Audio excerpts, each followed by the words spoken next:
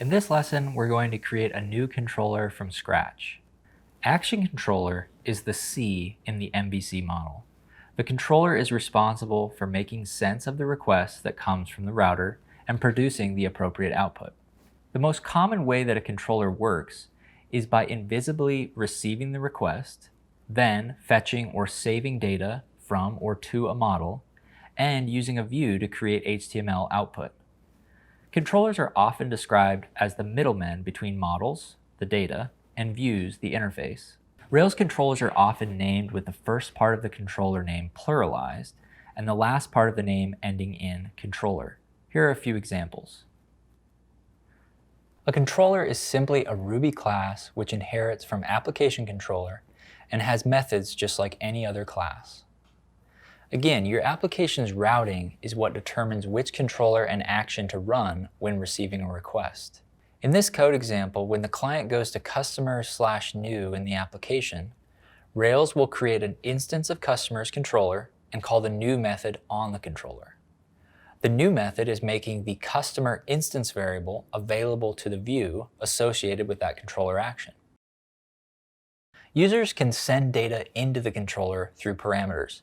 There are two types of parameters possible in a web application.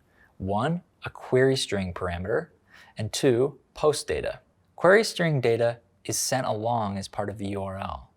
The query string is everything after the question mark in the URL. Post data is information that usually comes from an HTML form which has been filled in by a user. It's called post data because it can only be sent as part of an HTTP post request. This data can also come as part of the body from an API request. Interestingly, Rails does not make any distinction between data sent along through the query string or post data, and both are available in the params hash in your controller. This uses the status query string to filter results that are returned. Accessing params is the same regardless of whether the value came in as a query or as a body param. This code would run if a GET request was sent to /customers with a query string of status equals approved. The following would run if a POST request was sent to /customers.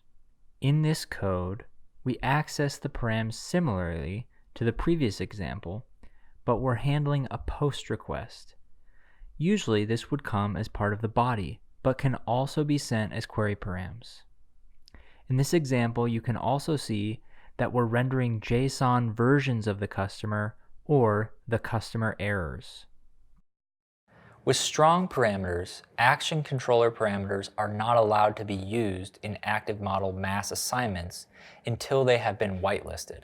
This is a much better practice which helps prevent allowing users to update sensitive model attributes.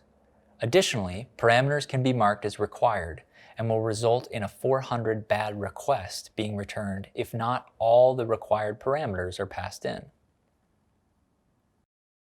Here is an example of a strong params failure.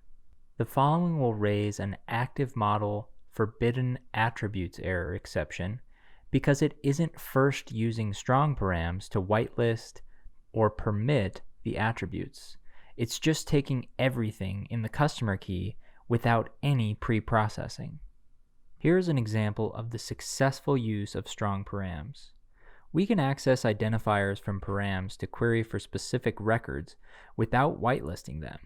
But in order to mutate the data with calls like save, update, and create, we need to use strong params.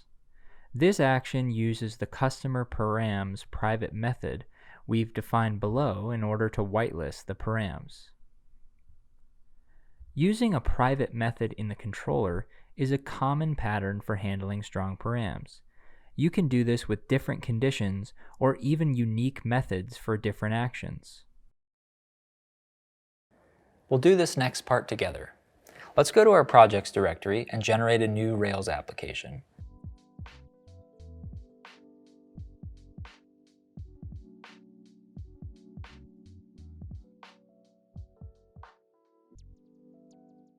Then we need to create a database using Rails DB create. Then create a user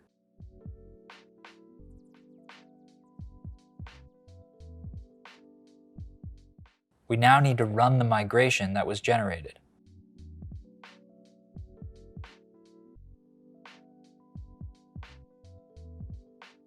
Next, let's edit our config routes file to look like this.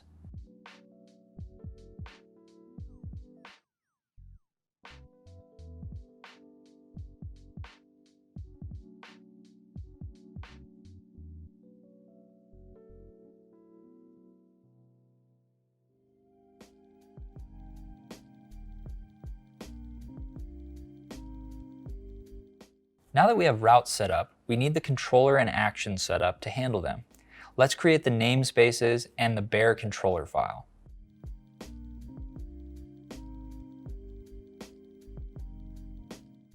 Notice how the module nesting matches the namespace nesting in the routes file.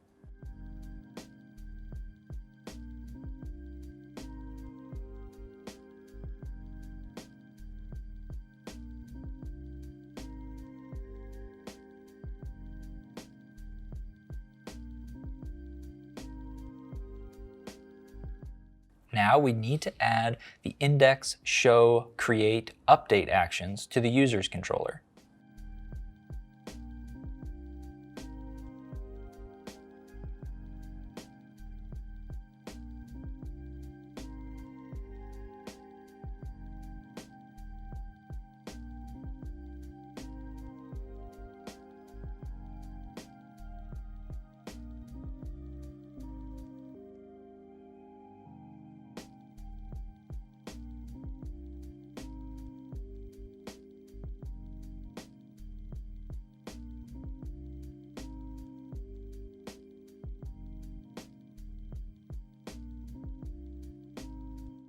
Each one of these controller actions maps back to the routes we created.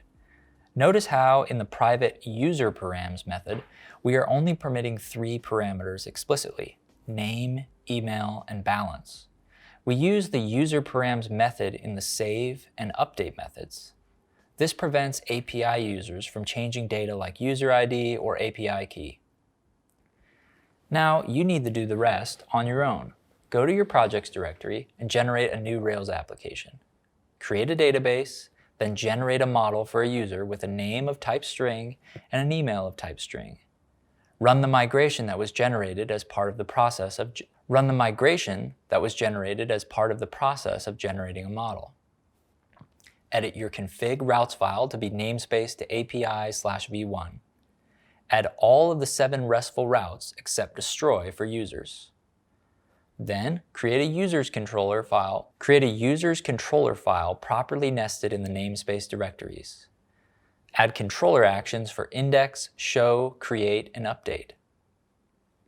Define a private method that will permit only certain parameters to be passed into the controller. Make sure your actions are using this private method when saving to and updating database records.